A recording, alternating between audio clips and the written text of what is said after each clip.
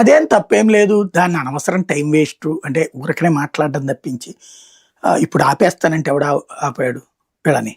మీ జీతాలు ఏమిటి? ఇప్పుడు ప్రభుత్వ ఉద్యోగులు యాజ్ ఫర్ నామ్స్ సస్పెండ్ అయినప్పుడు 50% ఇవ్వాలి. 199 మందిని అంతమందినో సస్పెండ్ చేసి కూర్చున్నారు విఆర్లో పెట్టి, డిఎస్పీల దగ్గర నుంచి ఐపీఎస్ దాకా.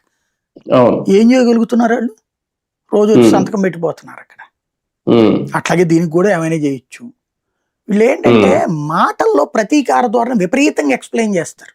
ప్రజలకి ఆ విపరీత ప్రతీకార ధోరణి కనిపించకూడదు. రెస్పాన్సిబుల్ గా మాట్లాడితే కన్విన్సింగ్ గా చెప్పగలగాలి. వీళ్ళు అది చెప్పట్లా. No work no pay. Yes, correct, no work no pay. ఇప్పుడు శుక్ర శని ఆదివారాల్లో మంత్రులు కూడా పనిచేయట్లేదు చాలా మంది. No work no pay. వాళ్ళది ఎవరు జడ్జిమెంట్ ఇస్తారు? శాసనసభ. చెయ్యండి, మంచిది.